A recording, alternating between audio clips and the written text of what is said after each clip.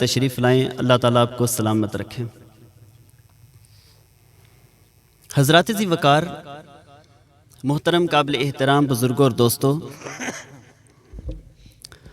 یوں تو حضور سرور کائنات مدینہ کے تاجدار رحمت للعالمین حضرت محمد مصطفیٰ صلی اللہ تعالیٰ علیہ وآلہ وبارک وسلم کی ذات اقدس بابرکت پر ہدیہ درود و سلام پڑھنے کے فضائل و برکات، اس کی شانیں، اس کی عظمتیں بے شمار ہیں۔ علماء کرام تشریف فرما ہیں اور مختلف کتابوں میں یہ لکھا ہے کہ درود پاک پڑھنے والے کا رب تعالیٰ کی بارگاہ میں ایک خاص مقام ہوتا ہے۔ یعنی اگر کوئی بندہ یہ چاہتا ہو کہ اللہ تبارک و تعالیٰ مجھ پر خاص رحمت نازل فرمائے، تو اس بندے کو چاہیے کہ وہ حضور سرور کائنات مدینہ کے تاجدار رحمت للعالمین کی ذات پر درود پاک پڑھے، اللہ تبارک و تعالیٰ اس پر خاص رحمت نازل فرمائے گا۔ اگر کوئی بندہ یہ چاہتا ہو کہ اللہ تبارک و تعالیٰ میرے گناہوں کو معاف فرما دے، تو اس بندے کو چاہیے کہ وہ حضور سرور کائنات مدینہ کے تاجدار رحمت للعالمین کی ذات پر درود پاک پڑھے، اللہ تبارک و تعالیٰ اس کے گناہوں کو معاف فرما دے گا۔ اگر کوئی بندہ یہ چاہتا ہو کہ اللہ تبارک و تعالیٰ میرے دل کی حاجات کو پورا فرما دے، تو اس بندے کو چاہیے کہ وہ حضور سرور کائنات مدینہ کے تاجدار رحمت للعالمین کی ذات پر درود پاک پڑھے، اللہ تبارک و تعالیٰ اس کے دل کی حاجات کو پورا فرما دے گا۔ اگر کوئی بندہ یہ چاہتا ہو کہ اللہ تبارک و تعالیٰ میرے دل کو پکیزہ کر دے،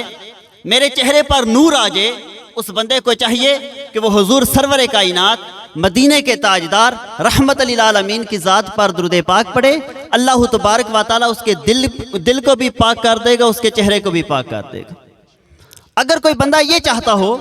کہ اللہ تبارک و تعالیٰ میرے حافظے کو قوی کر دے، میرے ذہن کو مضبوط کر دے، میرے دماغ کو تیز کر دے، اس بندے کو چاہیے کہ وہ حضور سرور کائنات مدینہ کے تاجدار رحمت للعالمین کی ذات پر درود پاک پڑھے، اللہ تبارک و تعالیٰ اس کے حافظے کو قوی اور مضبوط فرما دے گا۔ اگر کوئی بندہ یہ چاہتا ہو کہ اللہ تبارک و تعالیٰ میری دعاؤں کو قبول فرما لے، تو اس بندے کو چاہیے کہ وہ حضور سرور کائنات مدینہ کے تاجدار رحمت للعالمین کی ذات پر درود پاک پڑھے، اللہ تبارک و تعالیٰ اس کی دعاؤں کو قبول فرما لے گا۔ یہاں تک کہ جامع ترمذی شریف میں حضرت سیدنا عمر فاروق اعظم رضی اللہ تعالیٰ عنہ نقل کرتے ہیں، آپ فرماتے ہیں کہ جب بندہ مومن رب تعالیٰ کی بارگاہ میں ہاتھ کھڑے کر کے دعا مانگتا ہے، تو وہ دعا زمین و آسمان کے درمیان روک دی جاتی ہے، یعنی کہ وہ دعا رک جاتی ہے، وہ اس وقت تک بلند ہی نہیں ہوتی جب تک وہ بندہ حضور نبی پاک علیہ الصلوۃ والسلام کی ذات پر درود پاک نہیں پڑھتا۔ بلکہ ایک روایت یاد آ گئی ہے، میں آپ کے چہرے کو دیکھ کر یہ ساری روایات مختلف جو ہیں یہ عرض کر رہا ہوں کہ درود پاک پڑھنے کے حوالے سے بہت کمزوری پائی جا رہی ہے۔ نعت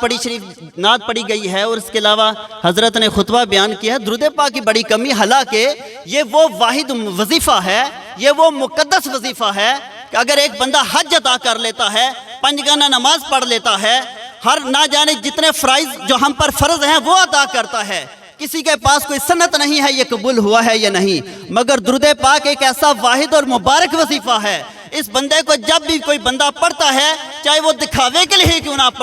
پڑھتا ہو، یہ قبول کر لیا جاتا ہے۔ تو آج ہم جس مقصد کے لیے یہاں حاضر ہوئے ہیں، ہمارا جو مقصد ہے وہ ایصال ثواب ہے، مرحومہ مغفورہ کے ایصال ثواب کے لیے حاضر ہوئے ہیں۔ یہاں تو اگر میں اور آپ صرف اس مقصد کے لیے پڑھیں کہ ہم درود پاک پڑھتے ہیں اور ہمارے درود پاک پڑھنے کی برکت سے اللہ تبارک و تعالیٰ مرحومہ کی بخشش فرمائے گا، تو میرا ایمان اور میرا یقین اس بات پہ ہے کہ رب کائنات اس مرحومہ کی بخشش فرما دے گا۔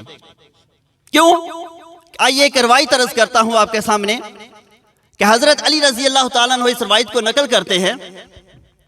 آپ فرماتے ہیں کہ ہم حضور علیہ الصلوۃ والسلام کے ساتھ سفر پر جا رہے تھے، جب ہم جنگل میں پہنچے تو ایک پہاڑیوں کا سلسلہ آیا، اس جنگل سے ایک آواز آئی، توجہ کیجئے، اس جنگل سے ایک آواز آئی، آواز بڑی پیاری تھی، آواز بڑی سریلی تھی، انداز بہت ہی اچھا تھا، اور الفاظ یہ تھے کہ الصلاۃ والسلام علیک یا رسول اللہ، الصلاۃ والسلام علیک یا حبیب اللہ۔ حضرت علی المرتضیٰ شیر خدا مشکل کشا رضی اللہ تعالیٰ عنہ ارشاد فرماتے ہیں کہ میں نے چاروں طرف دیکھا، آگے دیکھا، پیچھے دیکھا، دائیں طرف دیکھا، بائیں طرف دیکھا، مگر مجھے کوئی پڑھنے والا نظر نہ آیا، تو میں خاموش ہو گیا۔ ہم مزید تھوڑا آگے گزرے، پھر یہی آواز آئی۔ آواز بڑی پیاری تھی، آواز بڑی سریلی تھی، انداز بہت ہی اچھا تھا، اور الفاظ یہ تھے کہ الصلاۃ والسلام علیک یا رسول اللہ، الصلاۃ والسلام علیک یا حبیب اللہ۔ حضرت علی المرتضیٰ شیر خدا فرماتے ہیں کہ میں نے پھر چاروں طرف دیکھا، مگر پھر مجھے کوئی پڑھنے والا نظر نہ آیا، تو میں نے پھر حضور علیہ الصلاۃ والسلام کی بارگاہ میں عرض کی کہ یا رسول اللہ صلی اللہ تعالی علیہ وسلم، اس جنگل میں آپ کا کون عاشق بیٹھا ہوا ہے جو اتنی محبت کے ساتھ، اتنی عقیدت کے ساتھ، اتنے شوق اور جذبے کے ساتھ آپ کی ذات پر درود پاک پڑھ رہا ہے؟ تو حضور علیہ الصلاۃ والسلام نے ارشاد فرمایا، علی کیا تجھے وہ پہاڑ نظر آ رہا ہے؟ عرض کی یا رسول اللہ جی ہاں میں دیکھ رہا ہوں۔ فرمایا اس کے اوپر ایک چونٹی ہے وہ نظر آ رہی ہے؟ عرض کی یا رسول اللہ جی ہاں میں دیکھ رہا ہوں۔ فرمایا اس کے اوپر ایک پتھر ہے، وہ پتھر میری ذات پر درود پاک پڑھ رہا ہے۔ تو حضرات ذی وقار محترم میرے قابل احترام قابل عزت بزرگوں اور دوستوں، آپ اندازہ تو لگائیے، آپ ذرا اس روایت کو مد نظر تو رکھیے، غور و فکر تو کیجئے کہ اگر ایک پتھر حضور کی ذات پر درود پاک پڑھتا ہے، حضور علیہ الصلوۃ والسلام اس کا درود پاک سماعت فرماتے ہیں، تو غور کیجئے اگر مجھ جیسا یا آپ جیسا جو حضور کی امت میں سے ہو، حضور کا عاشق رسول کہلاتا ہو اور مسلمان ہو، اشرف المخلوقات میں سے ہو، اور وہ بندہ حضور کی ذات پر درود پاک پڑھے، کیا حضور ہمارا نہیں درود پاک سنیں گے؟ اور جس اس کا یقین اور جس اس کا ایمان اس بات پہ ہے کہ ہم یہاں درود پاک جاتریہ کی سرزمین پر پڑھیں گے اور حضور مدینہ پاک میں سماعت فرمائیں گے، وہ آج سے نہیں بلکہ ابھی سے ہی محبت کے ساتھ درود پاک پڑھیے۔ الصلاۃ والسلام علیک یا رسول اللہ، الصلاۃ والسلام علیک یا رسول اللہ، الصلاۃ والسلام علیک یا حبیب اللہ وعلی آلک واصحابک یا سیدی یا سیدی یا سیدی یا شفیع المذنبین۔ حضرات ذی وقار، آج یہ جو پروگرام جاری و ساری ہے، 10 منٹ کا ہی مجھے ٹائم دیا گیا تھا، اسی کا ہی پابند ہوں، اور یہاں علماء کرام بھی تشریف فرما ہیں۔ یہاں بیسیکل جو حقیقت ہے وہ کوئی بیان یا تقریر کرنے نہیں آئے تھے، بلکہ یہاں حاضری کی تھی، پرسوں جنازے پہ بھی شریک ہوئے تھے، کیونکہ یہ جو آج کا پروگرام ہے یہ ہماری بہن جو اس دنیا سے رخصت ہوئی ہے، ہم فقط اس کی اظہار تعزیت کے لیے حاضر ہوئے ہیں۔ ہمارے عزیز ہیں چاچا جی نادر صوبیدار صاحب کولیاں حبیب والے، ان کی بیٹی اور بھائی ناظم صاحب، ان کی ہمشیرہ حاجی اعظم صاحب حال مقیم سعودیہ، ان کی اہلیہ اور زیغم صاحب نوید صاحب، ان کی والدہ محترمہ، جن کے ختم کل پر میں اور آپ حاضر ہیں، اللہ پاک کی پاک اور بلند بارگاہ میں یہ دعا کرتے ہیں کہ مالک کریم مرحومہ مغفورہ کی بخشش و مغفرت فرمائے، ان کے درجات کو بلند فرمائے، کیونکہ مرحومہ مغفورہ کا ایک وقت ایسا میرے ساتھ بھی گزرا ہے کہ آج سے تقریباً 6-7 سال قبل مرحومہ مغفورہ نے میرے ساتھ کاروان کولیاں حبیب عمرہ گروپ کے تحت عمرہ کی ادائیگی حاصل کی تھی، حرمین شریفین حاضری دی تھی۔ تو جب مرحومہ مغفورہ کا انتقال کی خبر پہنچی تو یقیناً وہی جو لمحات تھے، ایک دفعہ وہ جو خانہ کعبہ شریف کا طواف کعبہ کرنا، صفا و مروہ کرنا، مدینہ المنورہ مسجد نبوی شریف میں حضور کی بارگاہ میں حاضری دینا، وہ جتنی بھی کیفیت تھی وہ ساری کی ساری دوبارہ پھر آنکھوں میں آئی، ذرا پھر اس کا تصور آیا۔ پھر انسان ہے، انسان صبر ہی کر سکتا ہے، اسی کے بارے میں ہی حکم ہے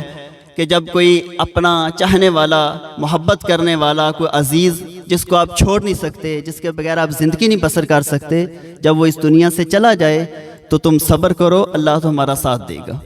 صبر کرو۔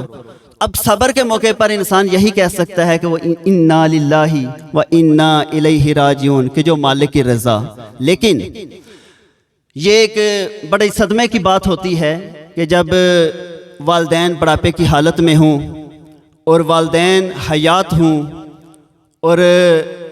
ان کی آنکھوں کے سامنے ایک مرحومہ مغفورہ کا جنازہ جا رہا ہو اور وہ مرحومہ مغفورہ اپنی بیٹی ہو، لہتے جگر ہو، تو یہ ایک بڑا صدمے کی بات ہوتی ہے۔ یقیناً یہ ایک اولاد کے لیے اتنا صدمہ نہیں ہوتا کہ والدین اس دنیا سے چلا جائے۔ والدین کے لیے یہ والدین جب اپنی حیات عمری میں، اپنی جوانی کی حالت میں اپنی اولاد کو رخصت کرتے دیکھتے ہیں تو ان کے دل پر یہ بڑا ایک تکلیف اور دہ صدمہ ہوتا ہے، یہ وہ برداشت نہیں کر سکتے۔ مگر جو اولاد ہوتی ہے اس کے سامنے جب والدین اس دنیا سے جا رہے ہوتے ہیں تو وہ صبر کر جاتے ہیں، لیکن والدین کے لیے اس اولاد سے زیادہ مشکل ہو جاتا ہے۔ تو میں سمجھتا ہوں کہ اس مقام پر یقیناً ایک ہی پیغام دوں گا، وہ ہے صبر، اور صبر کے موقع پر ہی اللہ تعالیٰ اجر عطا فرمائے گا۔ بعض اوقات ہم اس طرح کے جو موقع ہوتے ہیں، بعض اوقات نہ جانے کتنے ایسے الفاظ بول دیتے ہیں، والدین ہوتے ہیں، خاص کر کے خواتین کے اندر یہ چیزیں بڑی شامل ہوتی ہیں، کبھی ماں زندہ ہے، میری اس جگہ پر موت آ جاتی، فلاں کی موت آ جاتی، فلاں بڑھاپا تھا وہ چلا جاتا، یہ کیوں گئی، تو اس طرح کے جملے بولے جاتے ہیں۔ تو یہ بولنا اچھی بات نہیں اور یہ دائرہ اسلام سے خارج کر دیتے ہیں۔ تو یہ جتنے بھی اس طرح کی گفتگو کی جاتی ہے یہ بظاہر صرف دل کو تسلی دینے کے لیے ہوتی ہے، لیکن جو ہمارا اسلام ہے وہ اس چیز سے منع کرتا ہے۔ ہمارا اسلام یہ کہتا ہے کہ صرف آنے کی ترتیب ہے، جانے کی کوئی ترتیب نہیں۔ آنے کی ترتیب ہے، جانے کی کوئی ترتیب نہیں۔ اور یہی ایک پہچان ہے کہ ہمارے ہاں ہوتا کیا ہے، ہم ہیں کیا، کہ ہم جب اس دنیا میں آتے ہیں تو ہمارے کان میں اذان پڑی جاتی ہے، کہا جاتا ہے کہ بندے آج تو اس دنیا میں پیدا ہوا ہے، تیرے کان میں اذان پڑی گئی ہے، لہٰذا تو دنیا میں رہ کر نماز کی تیاری کر لے۔ اور جب ہم جا رہے ہوتے ہیں تو صرف نماز پڑھی جاتی ہے، اذان نہیں ہوتی۔ تو یہی ایک زندگی ہے۔ آئیے اللہ پاک کی پاک اور بلند بارگاہ میں دعا کرتے ہیں کہ مالک کریم